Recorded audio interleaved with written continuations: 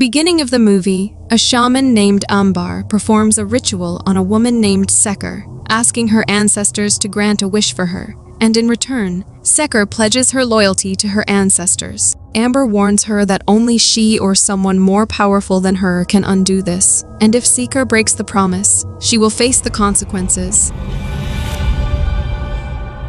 After many years, Sekar now lives with her 3 children, Ratna, Dodi, and Dani. After Ratna and Dodi leave for school, she confronts Dani, scolding him for his careless behavior. She tells him she has worked hard so her children can succeed and not end up like her or their late father. She says she wants him to go to college this year, take responsibility, and take care of his brother and sister. Dani asks why she can never understand him and admits he knows he is not the kind of son she can be proud of, but he wants her to know that he has goals. He explains that he is working hard to learn how to fix motorcycle engines, but every time he tells her this, she never understands what he wants. Sekar replies that she can't keep supporting him because nothing ever works out, and she suspects he just wants her to open a shop for him so his friends can hang out late every night and cause trouble. Dani insists he does not want to go to college and argues that a degree does not guarantee success, to which she tells him that from now on, he needs to figure out his own life, but out of her sight. When Dani asks what she means, she says she wants him out of the house because she does not want him to set a bad example for his siblings. Before leaving, Dani says he will prove to her that he can succeed without her help and that he will remember everything she said today.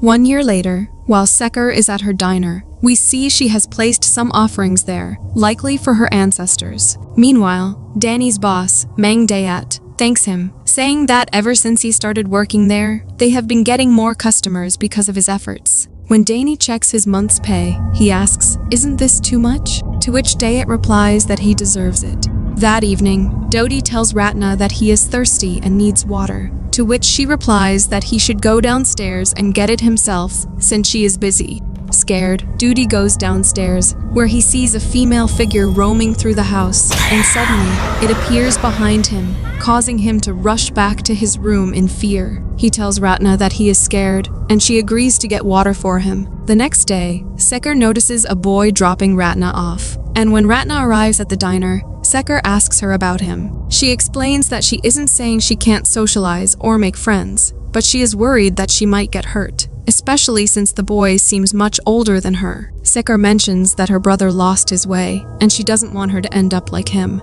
Ratna replies that she can take care of herself and hands Sekar a letter from the school, and Sekar discovers that it is about Ratna's overdue payments. After Ratna leaves, Sekar is upset because no customers are coming to her diner, and when a man named Kang passes by, he finds Sekar's diner empty and closed. Rodia rushes to him and brings him inside, and while she is packing food for him, he comments that their diner looks dull and dirty from the outside, as if something is wrong, but Rodia dismisses his concerns, saying it's just in his head. After a while, Kang returns and tells Rodia that the food is spoiled and smells bad. Sekar checks the food and asks him if he would like it replaced, or if he wants a refund, to which Kang requests a refund. After Kang leaves, Sekar checks the food and tells Rodia that it's all spoiled. However, they are both shocked because the food is freshly cooked and still warm. Sekar takes Rodia with her to Amber's house, but when they arrive, they find that Amber died around 4 in the afternoon. Before her death, she was heard screaming and had gone into a frenzy, scratching her face. Sekar goes inside the house to see Amber, where suddenly cotton comes out of her nose. Sekar, feeling frightened, tries to put the cotton back into her nose. But just then, Amber's eyes snap open. Sekar attempts to call the elders, but no one answers. And when she tries to close Amber's eyes, Amber suddenly comes to life, terrifying Sekar. As she calls for help, Amber spits something onto her face, prompting Sekar to run out of the house in fear, where Rodia helps her to calm down and wash her face. Next, we see Dodi watching a horror movie in his house, when suddenly he hears a knock at the door. He feels a bit scared but gets up to open it, and as he does, he stumbles over a toy and falls. When he looks back at the door, he sees a demonic figure entering the house, but it turns out to be his mother, who walks straight to her room without saying a word to him. Dodi finds this very strange and decides to check on her, where he finds her sitting on the bed. He looks around the room, and suddenly Sekar asks him to close the door. Startled, Dodi quickly returns to his room and tells Ratna that their mom has come home, but is acting weird. He explains that she usually invites him in and kisses his forehead, but this time, she didn't do that. Just then, another knock at the door makes Dodi jump, and Ratna teases him, saying this is why he shouldn't watch horror movies. Now when she opens the door, Sekar and Radia are standing there. Sekar enters and kisses Dodi on the forehead before heading to her room. Confused, Ratna asks Dodi what's wrong with him, pointing out that he had said their mom had already come home, yet she is right there. Later, we see something happening to Sekar as her body begins to stiffen, but suddenly she wakes up from sleep, and just then, a song starts playing on the radio, which unnerves her. She moves towards the radio to turn it off, but as soon as she does, the room's lights go out, heightening her fear. Then, the closet door opens, and a demonic entity begins to emerge, and before she can understand anything, Sekar starts levitating in the air, and an unseen force begins to choke her before throwing her against the ceiling. But once again, Sekar wakes up from sleep. The next day, she goes to Ratna's school to ask for more time to pay her tuition fee, but she is informed that her dues were paid in full yesterday. She calls Danny and asks if he paid Ratna's fee. Danny replies that he did, and mentions he has a job now, to which Sekar responds that she hopes it's an honest job, then disconnects the call. Meanwhile, we see Seeker's diner filled with guests, but a woman approaches her and asks why the diner was closed. Sekar replies that it is open, but the woman explains that she tried to buy food there yesterday, and it was closed. Sekar rushes to her diner and is shocked to see that, from the outside, it appears dirty and foul-smelling. She enters, and to her horror, finds that all the customers are terrifying ghosts. Suddenly, Radia interrupts her and remarks that the diner is crowded today, but in the next moment, Sekar sees that the diner is empty. Radia approaches her, holding some dried leaves in her hands, and says they made a lot of money today. Sekar and Radia visit a shaman, and Sekar explains that her business has been slow for the past 3 months, and she has been experiencing strange occurrences. The shaman performs a ritual, seeking help from the ancestors. Suddenly, Sekar falls unconscious, prompting the shaman to ask who is it. Sekar wakes up possessed, revealing herself as Nyai Wengi, and warns the shaman to stay out of this if he doesn't want to die. The entity then screams, causing the shaman to stumble backward.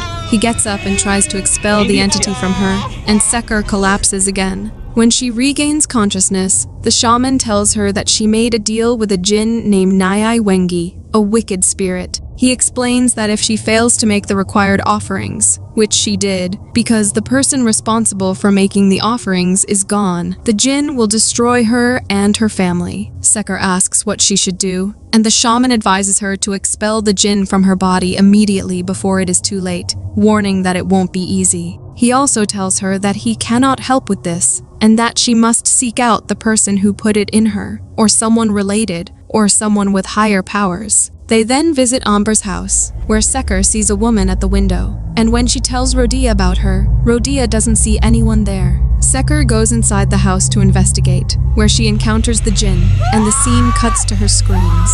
Meanwhile, Brahm takes Ratna to his room, where he tries to force himself on her, but uncomfortable and unwilling, Ratna stops him, slaps him, and leaves the room. That night, Radia brings Sekar back to her house, and Dodi becomes frightened when he sees her condition. And as Sekar enters the house, Dodi notices a jinn following her. After Radia leaves, Dodi tells Ratna that he saw something following their mother, but she dismisses his concern. Suddenly, they hear the sound of water splashing from the bathroom, and when they go to check, they find Sekar pouring water over herself, saying that she is burning. Ratna stops her and asks what's wrong, and upon checking her, Ratna discovers strange wounds on her face and hands. She tells Dodi to get a towel, but as he goes to retrieve it, he notices someone pulling the towel back, terrifying him when he realizes that the jinn is there. Later, Ratna tries to feed Sekar, but after taking one bite, she begins to vomit, expelling black liquid. Ratna asks Dodi to go upstairs and fetch her phone, but when he refuses out of fear, Ratna decides to get the phone herself, with Dodi running after her. She calls Danny, but his phone is on silent because he is praying. Meanwhile, Dodi begins to have seizures, and as Ratna tries to check on him, the lights in the house go out, and the jinn is seen standing in the shadows. Suddenly, Ratna's phone rings, and it's Danny who asks why she is crying. Ratna explains the situation, and Danny advises her to stay calm. He tells her to seek help from Rodia and mentions that he is heading home as well. After some time, Danny reaches home, and at the same time, Ratna also reaches there with Rodia. But when they come inside, they find that Seeker and Dodi are not in the bedroom. They begin searching for them and hear Seeker laughing from the bathroom. Sekar tells them that Dodi's body is hot, so he needs a bath, prompting them to quickly approach and stop her from doing so. The next day, Danny promises his siblings that he will never leave them alone again. He then tells Ratna to look after their mom while he goes to buy some food. After he leaves, Ratna receives a text from Brahm saying he is waiting outside. She goes out to meet him, and Brahm asks why she is avoiding him. Ratna tells him that although she has forgiven him, she doesn't want to see him anymore and asks him to leave. Brahm threatens to show their photos to her mother, and when Ratna asks him to delete the photos, Brahm tries to force himself on her. Danny returns just in time and beats Brahm up, but Brahm asks Danny to stop and claims he is Ratna's boyfriend. Danny tells Brahm that he doesn't want his sister dating someone like him, and Ratna confirms that they are over. Later, Sekar tells her children that after their father died, she promised to take care of all of them, but she lost her way. She explains that she sought help from a shaman to keep the diner crowded so she could support them until they were all grown up. Sekar expresses that her only wish is for the three of them to be successful and not end up like her. Just then, Dodi notices the door opening and the jinn entering the room. He tells Danny and Ratna that someone is there, and when Danny goes out to check, the door shuts behind him, trapping him outside. Inside, the jinn possesses Seeker, and she jumps out of the bed, and when Ratna goes to check on her, she pushes her away. After this, Seeker begins to destroy the entire room, claiming that her body is burning, and then she starts hitting her head against the glass of a window. Danny breaks down the door and rushes in, but Sekar has already injured herself by breaking the glass with her head. She then starts cutting her hand with the piece of glass. Seeing this, Danny quickly tries to get Ratna and Dodi out of the room, but in the chaos, Seeker manages to wound Ratna. Despite the danger, Danny manages to lock Sekar in the room to keep everyone safe. The next morning, Sekar's children begin reciting prayers, but suddenly, Sekar becomes possessed again and demands that they feed her, claiming she hasn't eaten since yesterday. As they approach her, Sekar starts screaming uncontrollably, and in response, they have to restrain her with a rope to control her. That evening, Danny organizes a prayer gathering at his home, and his boss, Diet, also attends. As the prayers begin, Danny notices that his mother starts becoming possessed again, and suddenly she begins to scream. However, despite the commotion, Ustad urges everyone to stay calm and continue reciting the prayers.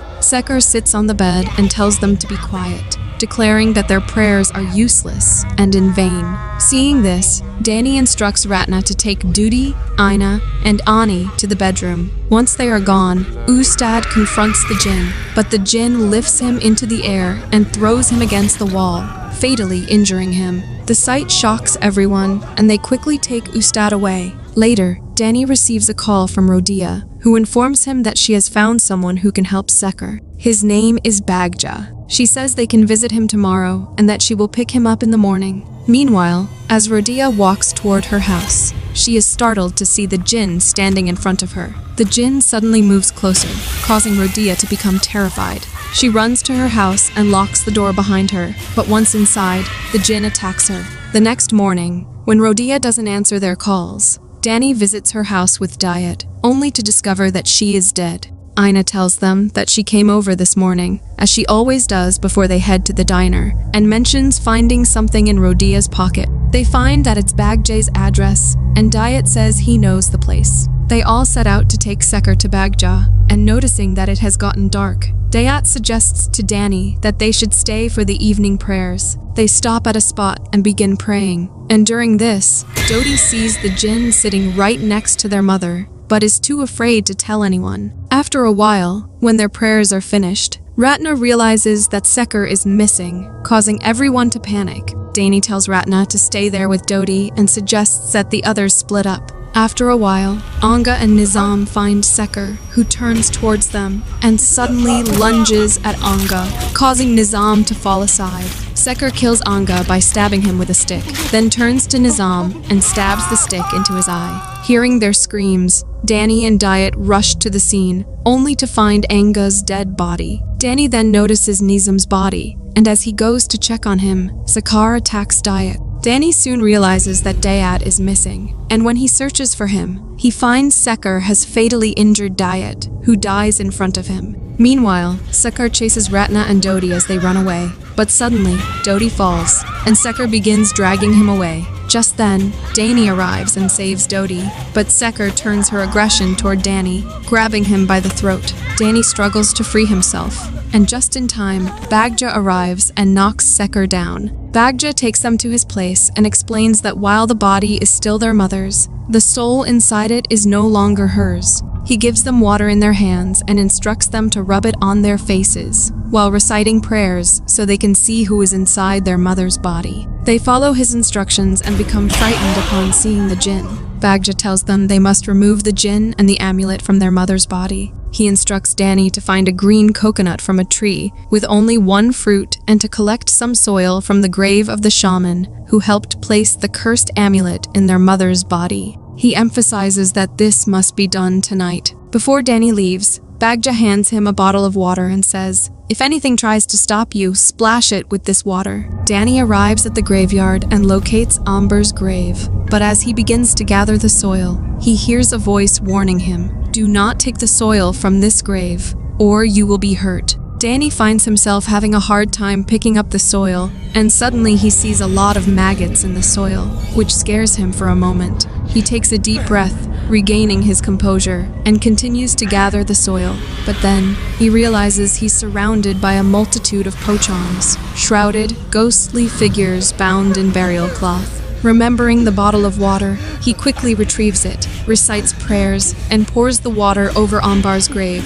due to which all those pochongs disappear. With the soil in hand, Danny feels uncertain about where to find the green coconut. As he sits in confusion, he suddenly senses a presence beside him and finds that it's Sekar's spirit. Trusting his mother's spirit, Danny follows her, and Sekar's spirit leads him to a spot where he spots a lone tree with only a single coconut hanging from its branches. Meanwhile, Sekar gets possessed and stands up, and Bagja instructs the kids to stay back. Sekar turns towards him and warns him to stay out of this, and as she steps forward, Bagja reacts, striking her hard enough to knock her back. But Sekar is relentless and moves towards him again in a weird position, and as Bagja attacks her, she swiftly blocks his attack and then kicks him, sending him sprawling backward. A fierce struggle then erupts between Sekar and Bagja, with both landing brutal blows and injuring each other. The fight intensifies, each move more desperate than the last until Bagja manages to shove Sekar with all his strength, causing her to fall and collapse outside the house, where she finally falls unconscious. Bagja approaches Sekar to check on her, but she suddenly wakes up and springs to her feet and attacks him. The surprise assault knocks Bagja to the ground, and as he struggles to fend her off, Sekar seizes the opportunity and plunges his dagger into him. Sekar, still wielding the dagger, moves toward Ratna and Dodi, but just as she's about to strike, Dodi pleads with her to stop crying, saying they love her, and asking, "Don't you love us?" His words momentarily reach her, and Sekar pauses, sitting down and calming for a brief moment.